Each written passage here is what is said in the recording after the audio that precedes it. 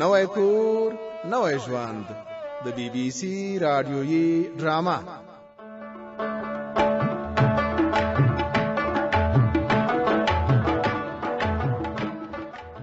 ناظر د کلی خواته روان و او په لاس کې د کبانو نیولو چنګک و چې سمندر یې ولید او یو ناڅاپه یې د هغه خولۍ په چنګک له سره پورته کړه. سمندر حیران شول چې دا څه ور وشول، خو چې شاته یې وکتل ناظر یې ولید چې خندلې او سمندر ته یې وویل چې غواړي په دې چنګک په سیند کې کبان ښکار کړي. اوس اورو چې د سرور خان په کور کې څه تیریږي.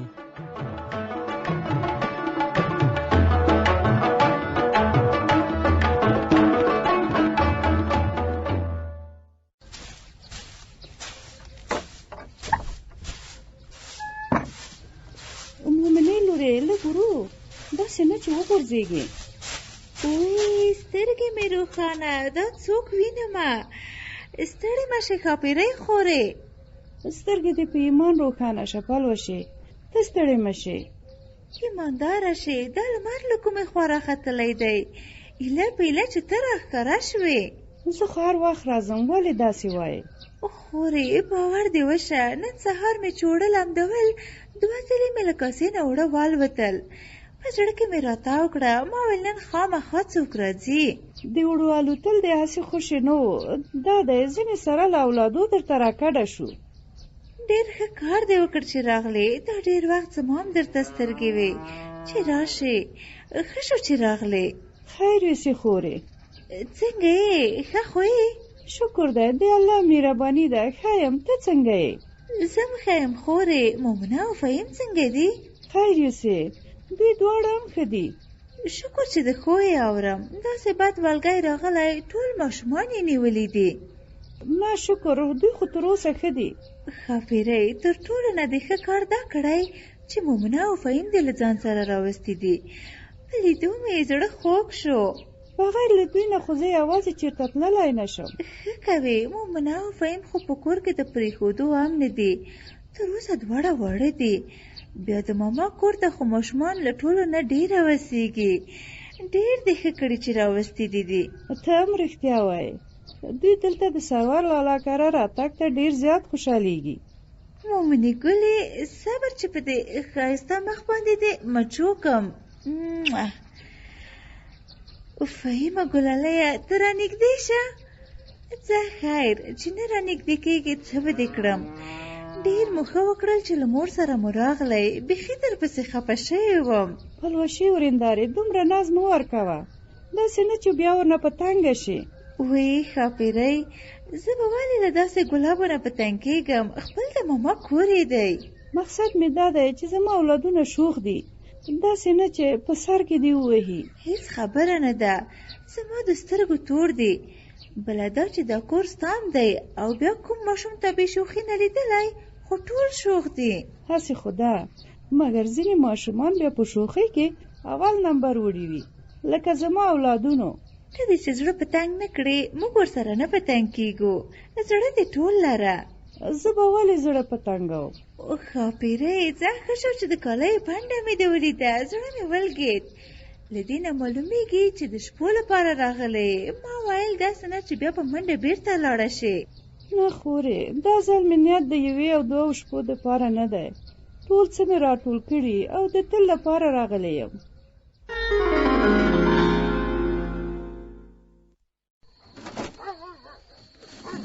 څه شوې؟ نه پوهېږم، له خیره سره ما جبین کړې، زما جامې په کوم وږه او مغرې کې ایښي دي. وی ناظره، په دې شپه کې څه شی لټوي چې ټولې جامې دې له صندوقه راته شنلې او ټوله کوټه دې پرې نیولې ده؟ دا عبدالقادر مورې، تا ته دې شي په صندوق کې سړی نو څه شی لټوي؟ او دې کالیو ته ته مه ورخطا کېږه، لرې تر موږ ته ورنه خلاص یې. ټول زه خپله ټولوم او بېرته یې په نظم او ترتیب سره صندوق کېږدم. د ټولولو غم یې نشته را سره، خبره دا ده چې ولې دې راایستلې دي. ما ته ووایه چې څه شی دې په کار دي چې ژر یې په لاس کې درکړم. تا ته دې ویل شي باچه بینګلې، ته خو دې راته ژوندی اوسې، له خیره سره اوس به یې درته ووایم. نو ووایه چې بیا څه شی درنه ورک دي چې په پلټلو دې ټول بکس په بل مخ اړولی دی. تا ته دې ویل شي د ناصر ګل د زړه بلبلې ما مې یو جوړه پاک سوتره کالي لټول خو پیدا مې نه کړل. اوس ته په دې توره شپه کې په پاکو جامو باندې څه کوې ها؟ لږ د له مخې اوس مې نه دي په کار. له خیره سره ما ویل چې اوس یې تیار له ځانه سره کېدم ځکه سهار ته مې له یو چا سره ژمنه کړې هسې نه چې بیا راباندې ناوخته نه شي. بیا دې له چا سره دې څه شي ژمنه کړې ده چې زه ورنه خبره نه یم ها؟ تا ته دې ویل شي په دې کور کې له ډېرې ناستې نه نږدې ده چې د ناظر ګل زړه دې پړق وچ وي. که چېرته یو ځای مېلې ته لاړ شم ښه به وي او که نه نو همداسې به مې یو ورځ ټس ساه ختلې وي او لور د له مخې موړ به درته پروت وم. د څه شي میله یادوي او له چا سره ځې؟ له خیره سره ما خو درته ویلي وو چې له رېمداد اشناګل سره مې مېلې ته ځم. نو تا ته دې ویل شي سبا سهار وختي دواړه یو ځای مېلې ته ځو ځکه اوس ورته تیاری نیسم. دا خبره ده. نو اوس چې میلې ته ځې د خوراک غم مو خوړلی او که نه؟ تا ته دې ویل شي پرته له خوراکه خو میله مه بوله خو درېغی چې په جب کې مې لږ د سرو شنو لوټونو درک وای بیا به یې نو سخت خوند کړی وای. خیر د دې خبرو په کیسه کې مه کېږه. دا ووایه چې ته څه شی در سره وړې؟ تا ته دې ویل شي له خیره سره اوس خو مو په جیب کې پینګ پینګ پینګ پینګ موږکان شاوخوا منډې وهي. مجبور یم چې له ځان سره لږه وچه ډوډۍ یوسم. په میله کې نو چا وچه ډوډۍ خوړلې ده؟ د عبدالقادر ګل مور یې اوس ته را پورې خاندې. خو ښه درته وایم میلې ته چې سړی ځي یو سم شی خوري وچه ډوډۍ خو په کور کې هم خوړلی شي. تا ته دې ویلي شي چې کله مې هلته ښه غټ غټ کبان ښکار کړل بیا وچه ډوډۍ له هغه سره خورو. له خیره سره خالي وچه ډوډۍ خو زما له ستوني هم نه تېرېږي. بیا نو سمه ده خو چې داسې د میلې تګ دې په مخ کې وو کاشکې د دې ورځې دا خبره راته کړې وای چې ما لږ اوړه لامده کړې وای او ډوډۍ مې پخه کړې وای. لارې دې له مخې موږ دوه کسه یو دوې ډوډۍ مو تر خولې تېرې دي که تاوده ډوډۍ نه وي سړه به وخورو. دته وګوره ته دوې ډوډۍ ښیې یو ټوکم نه ده پاتې همدومره وه چې بېګا مو وخوړله. سهار ته یوه مړۍ وچه ډوډۍ هم نشته چې ته یې میلې ته در سره یوسې.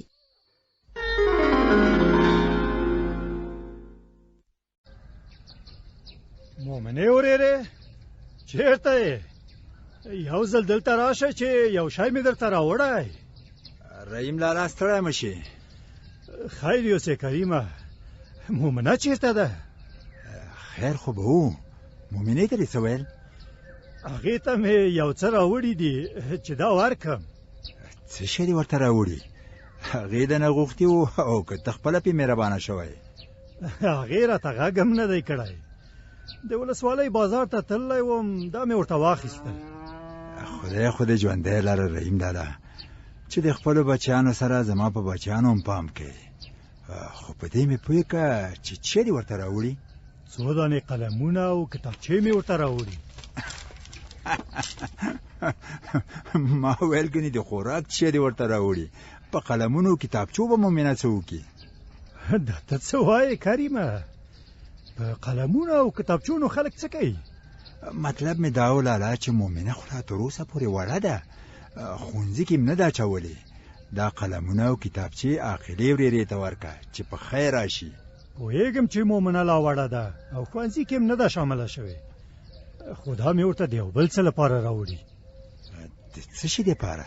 په دې وروستیو کې چې زه مومنې ته ګورم نو کله خپل نوکان خوري او کله یوازې ناسته وي او له نورو ماشومانو سره لوبې نه کوي. دا خو دې رښتیا وویل. مومنه بیخي همداسې شوې خو په قلمونو او کتابچو به څه وکړي؟ قلمونه او کتابچې مې ورته د دې لپاره راوړي چې پام به ورسره غلطي او د نوکانو د خوړلو له عادته به واوړي. ته مجبه کارونه کوې لالا. په قلمونو او کتابچو خو زه ګمان نه کوم چې د دې عادتونه نه واوړي. خیر یو ځل خو به امتحان کړو. خدای مهربان دی که له قلمونو او کتابچو سره بوخته شي نو کیدای شي چې له دې عادتونو نه واوړي. اوس چې تا راوړي درنه به یې واخلم خو زما ګمان نه شي چې دا ستا خبره دې رښتیا شي. یوه بله خبره هم ضرور ده چې تا او ښاپیرې ورندار یې باید خامخا عملي کړي. د څه شي خبره؟ چې باده در باندې ونه لګي کریمه خو داسې وکئ چې له مومنې سره ډېر په مهربانۍ او نرمۍ چلند وکئ. مه پرې غوسه کوئ او مه ورسره زور زیاتئ. چې په خبره نه پوهېږي نو خامخا به ورته غوسه کېږو. ګوره کریمه، زما ومنه، د مومنې ټولې نښې نښانې د رواني ناروغۍ دي. خدای مکه دا ناروغي سخته نشي. یاره لالا، ما خو تر اوسه د چا نه نه دي اورېدلي چې ماشومان دې په دې ناروغۍ اخته کېږي. دا دی ما درته وویل، که له ماشوم سره سم چلند ونه شي نو په دې ناروغۍ اخته کېږي.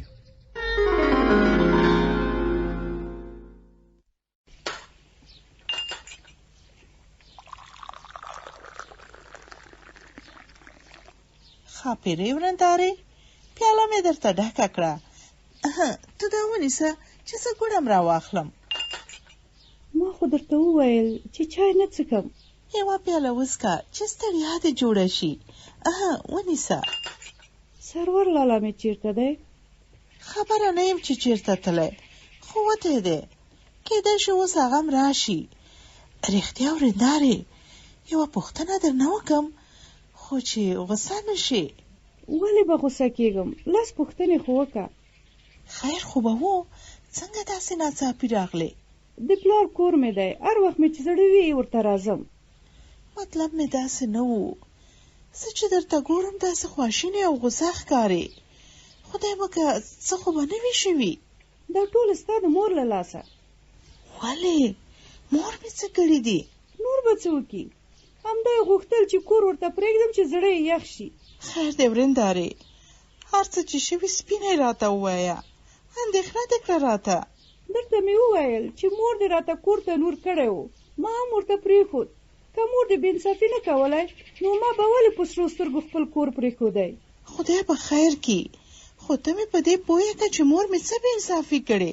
مور دې په هر څه کې د عاطفې اړخ نیوه او ملامتي یې په ما اچوله. ګوره ښاپېرې ورندارې، دا تا ویلو ما ویلې خو په هر کور کې راځي، خو څوک په دې خبرو کور نه پرېږدي. ډېره ګزاره او صبر مې وکړ، خو نوره مې په هغې کور کې ګزاره نه کېده. مجبوره یې کړم چې کور ورته پرېږدم. د راتګ په ځای به دې ما ته زنګ وهلی و، زه به درغلی وی او له مور سره به مې خبرې کړې وی.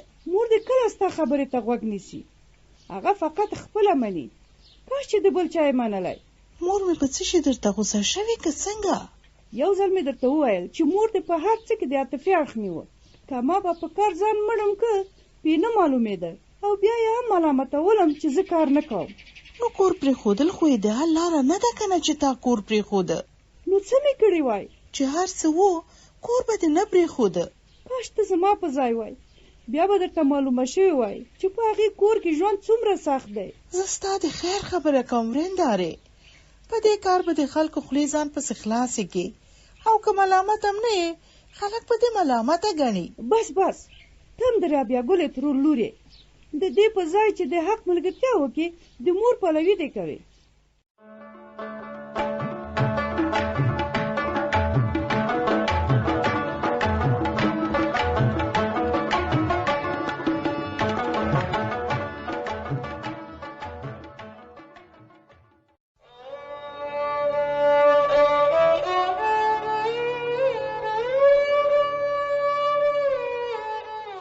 نوی کور نوی ژوند د BBC رادیویي ډرامه.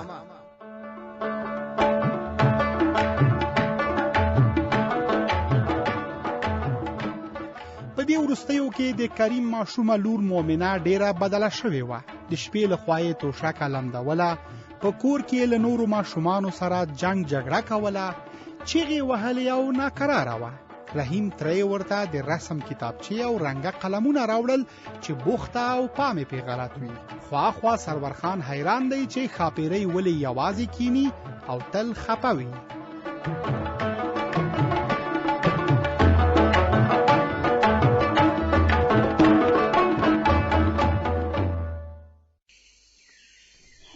هی زما خواره قسمته څومره دې وکړوله.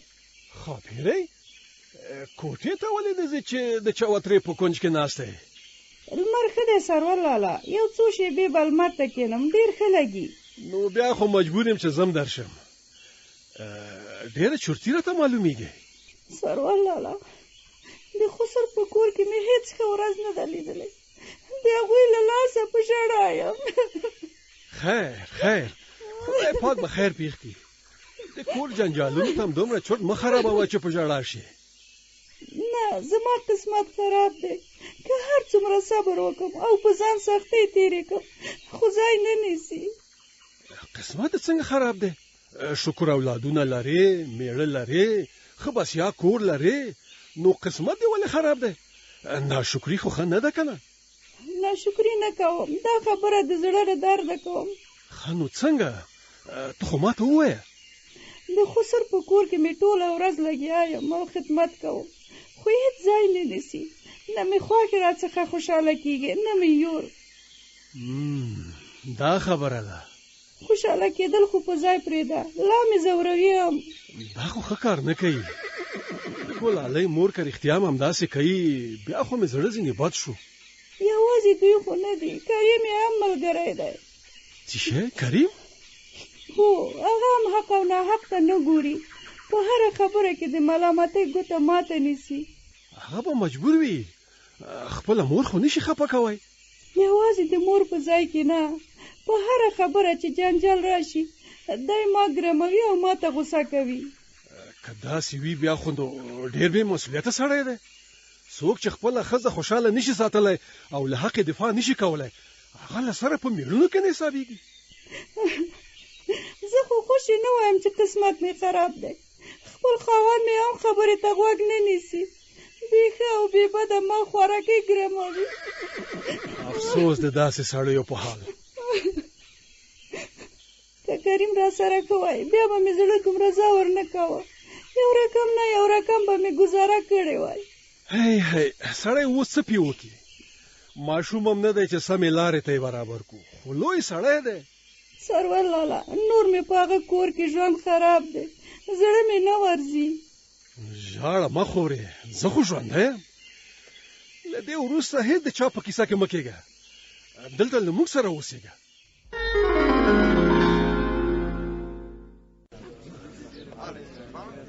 د فتح خان پر راتګ باندې ډېر خوشحاله شوم. ښه ده چې په خیر راغلی دی. موږ ټولې پر راتګ خوښ یو. خیر یې اوسئ، کورونه مو آباد. که رښتیا وایم نو زه له ولایت نه په همدې خاطر راغلم چې په شورا کې ګډون وکړم. جزاک الله، الله جل جلاله دې اجر درکړي. زه خو د شورا احترام لرم، ځکه خو مې هلته خپل یو ضروري کار پرېښود او بېرته کلي ته راغلم. دا خو دې ډېر غوره کار کړی دی چې د شورا احترام کوي. شورا او مشوره خو په اسلام کې ډېر ارزښت لري. همداسې د ملا صاحب فتح خان مونږ هم پېژنو، هر وخت د خیر په کارونو کې منډه کړې ده. ته ښه وایې سمندر استاده، خو که اوس یو بل د خیر کار هم وکړي بیا به ټول خلک ومني. کوي ملا صاحب، ما خو درته ویل چې فتح خان د خیر په کارونو کې نه شاته کېږي، ځکه چې د کلي په مشرانو کې حسابېږي. مشر چې ښه کار وکړي کشران هم پسې کوي.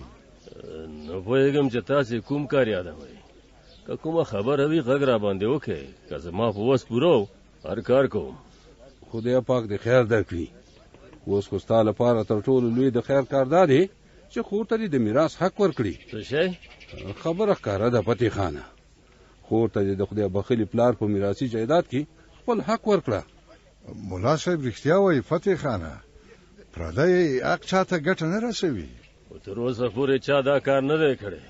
مونږ او تاسې ټول خبر یو چې خور او لور ته څوک په میراث کې حق نه ورکوي.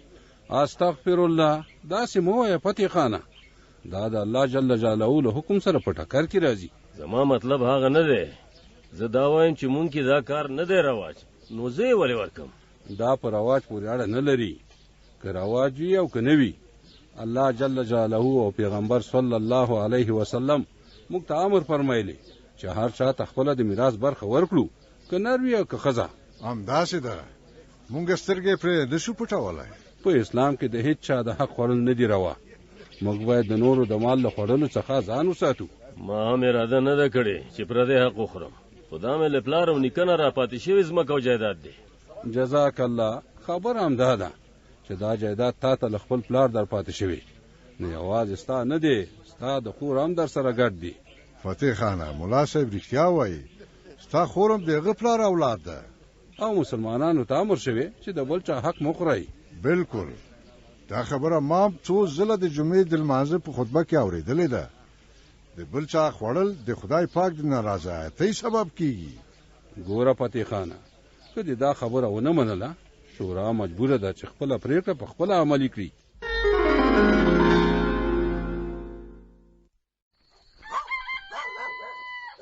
بسم الله الرحمن الرحیم. لږ له مخې لکه چې را باندې ناوخته شوه.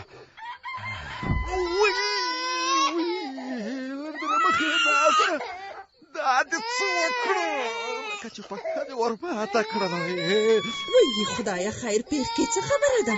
تا ته دې وشي د عبدالقادر ګل مور یې ډارېږم. کومه خبره نه ده. تا لږ داسې راغلی که په غلطۍ کې په پښه ور وختلم. څه ته په دې نیمه شپه کې جګ شوی یې؟ بیا خو خپلو پښو ته هم نه ګورې. هلک دې په یوه چیغه که دې و چې خدای مکړه د عبدالقادر کلمې پې راوباسي. وایي ناظره، تا ته به نو زه څه ووایم؟ یوه ورځ به زه ستا د دې کارو له لاسه په غرو تللی وم. تا ته دې وشي د عبدالقادر ګل مورې ما څه کړي دي چې داسې رانه سره ټکوي؟ نور به نو څه کوې؟ دې نیمې شپې ته ګوره او ستا دې وارخطایۍ ته ګوره. د سهار لمونځ تر اوسه چیرته دی؟ ویښ یې که ویده؟ تا ته دې وشي مهاجبین ګلې، زه خو ویښ یم، مګر ته لا تر اوسه پورې خوب کې ما دغه د اوس په خپلو دوو جوړه غوږونو لرې د مخې د چرګ اذان واورېده. ښه چې د چرګ اذان دې واورېدو نو څه؟ وی دا خو څه نوې خبره نه ده. تا ته دې وشي چرګ چې اذان وکړه بس په دې معنا چې سهار شو. ځم چې اوس را باندې ناوخته نه شي. ښه ناظره، تر اوسه لا شپه ده، سهار ته ډېر وخت پاتې دی. کله چې د سهار اذانونه یې وکړل بیا لاړ شه. نه نه نه، زه باید همدا اوس لاړ شم، که نه نو بیا را باندې ناوخته کېږي. په دې توره شپه کې له کوره وتل سل خطره لري. ته لږ صبر وکړه چې لږ رڼا خو شي بیا به لاړ شي. تا ته دې ویل شي که رحیمدا دلته راته په تمه وي بیا خو ښه خبره نه ده که نه، ځکه چې بیا به ورته ناغه یم. نو بیا کېنه چې رحیمدا در پسې راشي، دواړه به یو ځای لاړ شئ. په دې تپه تیاره کې به چېرته ته یوازې ور رهي یې؟ هغسې به مو بیا په یو بل زړونه هم تکیوي. معجبین ګلې، ته لکه چې زما په خبره پوه نه شوې. ستا په خبره پوه شومه، خو داسې په تنه ځان چېرته روان یې؟ خو ښه دا ده چې یو ځای لاړ شئ که نه. له خیره سره داسې نه کېږي. ولې نه کېږي؟ اوس ما رحیمدا ته ویلي دي چې زه خپله په تا پسې راځم، لرې د له مخې که ور نه شم بیا بده ده. ګوره ناظره، هوا ډېره سړه ده، بیرون داسې سیلۍ لګي، هسې نه چې ناروغه شي. دا څه وایې معجبین ګلې؟ ناظر ګل لکه چې تا ته زراعتي چرګونه ښکاري که څه؟ مقصد ما مې خپله غاړه در باندې خلاصه کړه، نوره دې خپله خوښه. تا ته دې ویل چې تشویش مه کوه، د ناظر ګل په رګونو کې دې وینه د ګرموالي د لاسه خوټېږي. زه درنه لاړمه، د خدای په امان. اخی لکه چې ښېرا دې راته وکړه، سر مې مات شوی.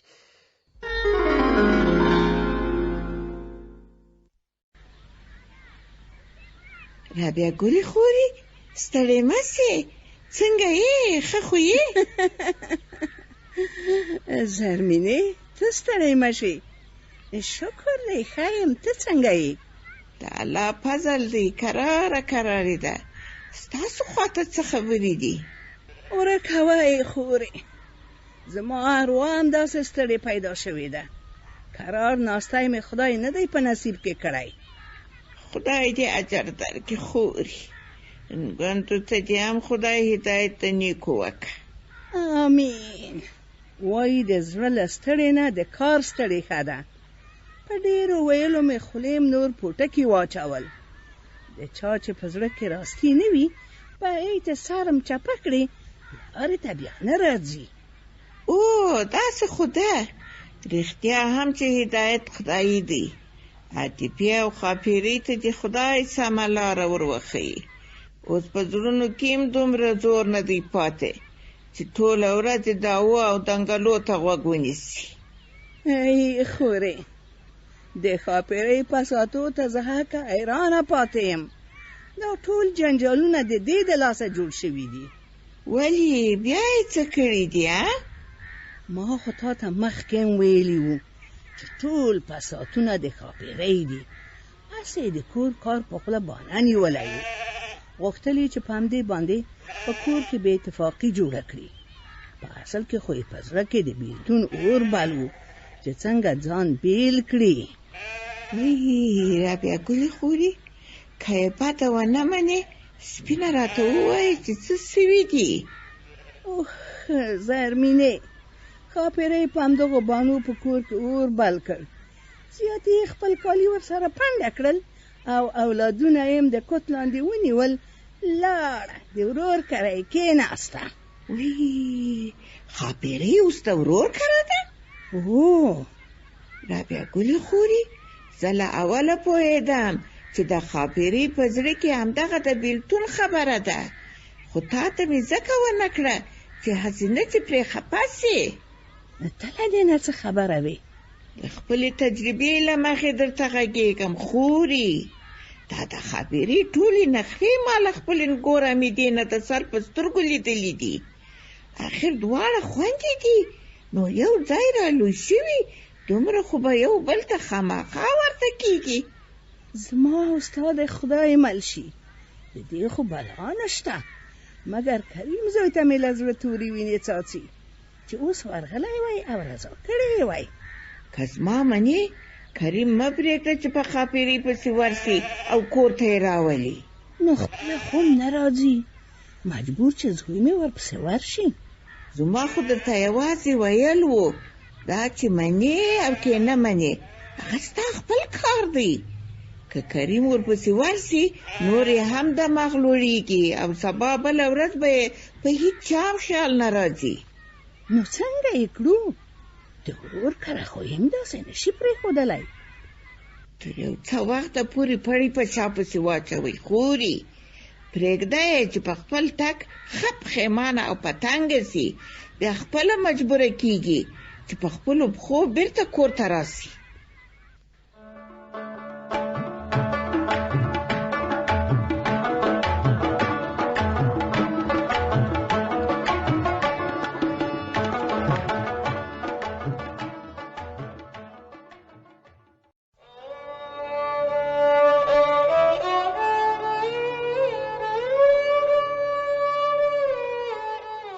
نوی کور نوی ژوند د بی بی سی رادیویي ډرامه.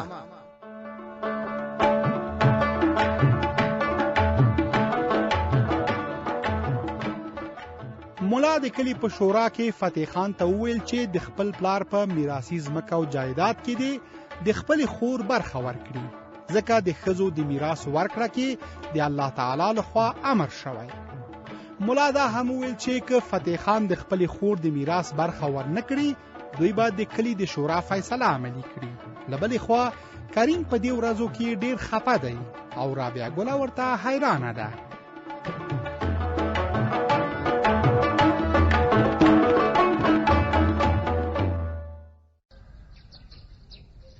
کریمه زویه چیرته یې؟ کوټه کې مورې، څه وایې؟ زویه څنګه دلته یوازې ناست یې؟ نو څه وکم، د چا سره کینم؟ راځه زما کوټې ته راشه چې چای تیار دی، یوه پیاله وڅښه چې طبیعت دې جوړ شي. چې او ته مې زړه نشي مورې.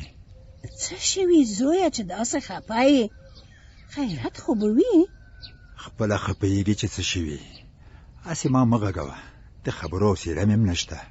ښه اوس پوه شوم ته ښاپیروټې پسې خفه شوی یې، ځکه د ځان کوټه کې بندي کړی.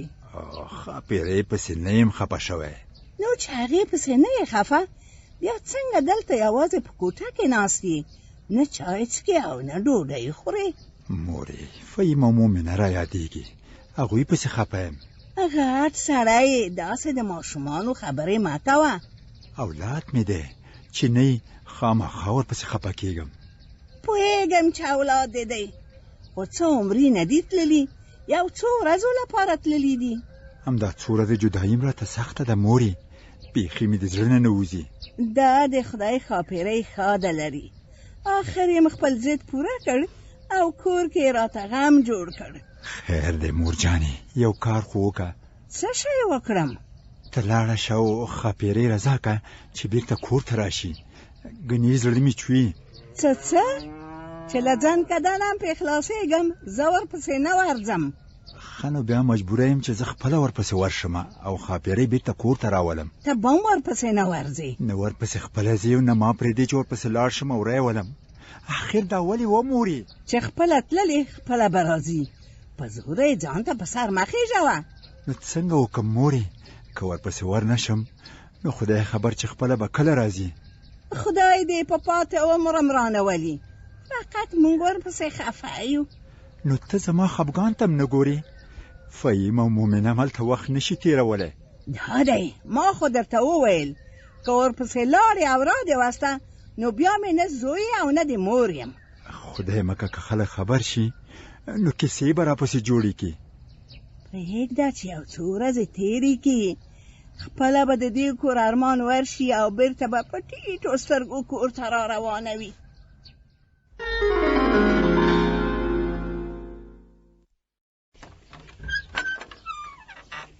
السلام علیکم ملا صاحب. السلام علیکم ملا صاحب. وعلیکم السلام. ستړي مو شئ، په خیر راغلی. راځئ راځئ، همدا تاسې ته انتظار وم. که رښتیا درته ووایو ډېر ستړي شو ملا صاحب. الله جل جلاله دې تاسې دواړو ته اجر درکړي. د خیر په کار کې ستړیا خو ډېر غټ ثواب دی. ملا صاحب کوم کار چې در اسپارلی و هغه مو تر سره که په خیر. جزاک الله. خانو د فتح خان ټوله ځمکه مو ګس کړه؟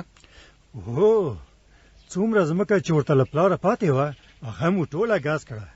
ما خو معلم صاحب ته وویل چې راځه دا نوره ځمکه یې هم ګس کړو، خو ده وویل چې هغه یې خپله اخیستې او د خور حق یې پکې نشته، نو هغه مو نه ده ګس کړې.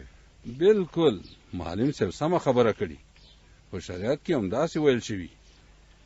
ملا صاحب تا سره پاتې کېدو کې مو خو دومره څه زده کړي چې حق او ناحق وپېژنو. تاسې دواړه د رب العزت خوشحاله لري، خو رښتیا چې ځمکه مو ګس کوله نو فتح خان و که نه و؟ د فتح خان په مخ کې مو ګس کړه ملا صاحب. مخالفت خو به یې نه وي کړی در سره. کور یې ودان، هېڅ مخالفت یې ونه کړ، خو زه له دې نه ډارېږم چې خور ته یې د برخې ورکولو وخت کې مخالفت ونه کړي. چې د ځمکې د ګس کولو وخت کې مخالفت نه دی کړی نو خدای مهربانه دی، برخې ورکولو ته به هم راضي شي. یاره باور دې وشه ملا صاحب چې په کوز کلي کې تر ټولو ښه ځمکه د فتح خان ده چې ښه حاصل هم ورکوي او اسانه مو به کېږي. بالکل فتح خان راته یو ورځ په خپله خوله وویل چې هر کال له ځمکې څخه ډېر حاصل ټولوي. ځکه خو یې وزړه نه کېږي چې خپلې خور ته پکې برخه ورکړي. که ځمکه یې لږه وي او بیا خور ته له حق ورکولو انکار کولی، خو یوه خبره، اوس خو شکر دی پراخه ځمکه لري او خور ته په حق ورکولو به ورته رب ذوالجلال پکې نور برکت هم واچوي. ما معلم صاحب هم په لاره سره همدا خبره کوله چې فتح خان خور ته په برخې ورکولو کې نه خوارېږي. که فتح خان خور ته میراثي ځمکه کې برخه ور نه کړي نو په لوی عذاب به اخته شي. بس خدای دې وکړي چې فتح خان زموږ او ستاسې خبره ومني او انکار ونه کړي.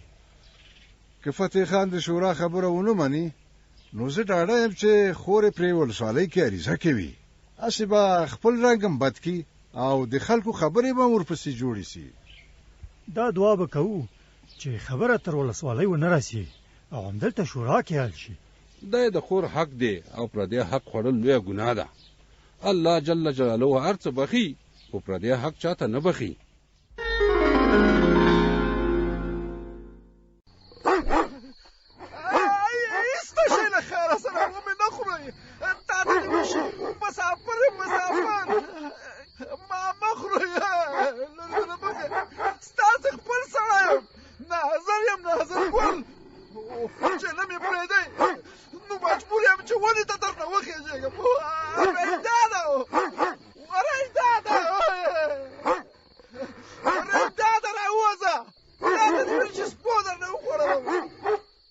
داسې کنه څوک یې چې په دې نیمه شپه نارې راوې ناظر یم ناظر تا ته دې ویل چې زر راشه او سپي وشړه کنې د ناظر ګل اشنا مرګ به دې د سپو د لاسه بياله ورې شئ زیله دې درنا شئ دا ده چې کنه زه خوب وینم که ته رښتیا هم راغلی ناظره ببر سره تا ته دې ویل چې خوب نه دی زه راغلی یم او که ته نه وای رارسېدلی نو اوس به سپو ژوندی نه وپرېږه او ته مې یو ځل پرېږده ګواکې داسې ټینګ دې په غېږ کې نیولی یم لکه د 20 کلونو مسافر چې یم لرې د له مخې له ډاره مې په غېږ کې ونیولې سپو داسې وډارولم چې په میله یې پکې بانه کړم دا ده چې کنو ته دا راته ووایه چې په دې نیمه شپه د څه لپاره له کور راوتلی او بیا زما د کور خواته ولې راغلی د څه دپاره نه یم راوتلی د میلې دپاره راوتلی یم د میلې دپاره څه شی باقي دا ده چې کنو په دې نیمه شپه میلې ته څوک ځي زه نه یم ګرم تا ته دې ویل شي چون بې وخته اذانونه کول ما ګمان وکړه چې سهار به وي همداسې له کوره را روان شوم ما ویله چې راباندې ناوخته نه شي اوهو دا ده چې کنو تا ته د خدای هدایت وکړي ته تر اوسه لا سهار او شپه نه پېژنې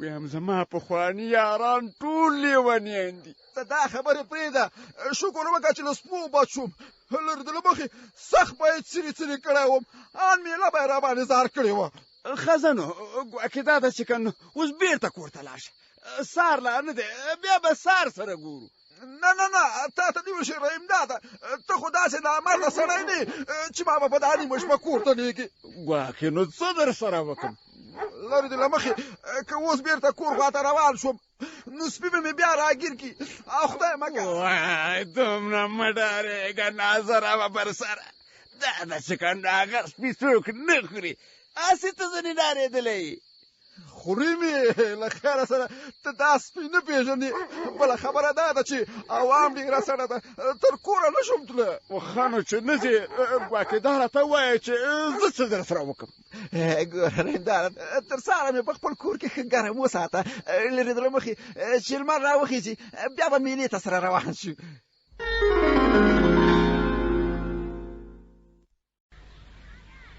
السلام علیکم وعلیکم سلام سمندر استاد ستړی مشي تو ستړی مشي مه خوارېږې کریمه څنګه یې شکر د خدای فضل دی ته څنګه یې په کوڅ کلي کې څال دی تر اوسه پورې خو خیر و خیرات دی خدای دې راضي شي مګر ته لکه خوابدی راته ښکارې هو چورت مې لږ ګډوډ دی ولې چورت دې څه ته ګډوډ دی ورکې که سمندر استاده ګوره کریمه زما یوه خبره په یاد ولره خپل خفګان هېڅ وخت مه پټوه بیا دې ځوروي غم د زړه دننه مه پرېږده زړه څه شوه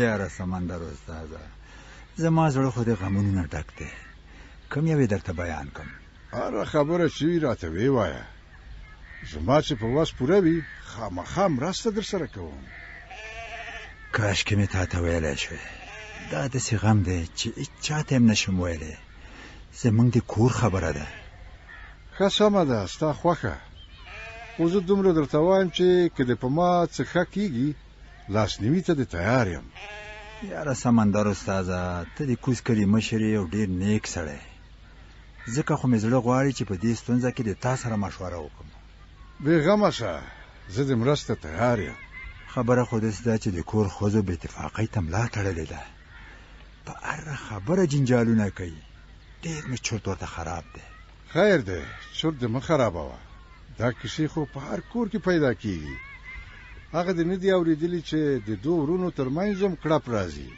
دا خو سمه ده خو زمونږ کره دا کړپ و کړوپ او دا جنجالونه بیخي ډېر شوي دي ما درته وویل چې دا کیسې کله ناکله په هر کور کې پیدا کېږي بیرته زر ختمیږي خو که ختمې نه شي او دوام پیدا کړي بیا نو د اندېښنې خبره ده ما ته خو داسې ښکاري چې زمونږ د کور خبره دایمي ده څنګه خو مېرمنه مې غوسه شوې او د ورور کور ته تللې ده مور مې مانه پرېږدي چې ورپسې لاړ شم او ری ودم نو معلومدار خبره ده چې دا جنجال نه ورکیږي.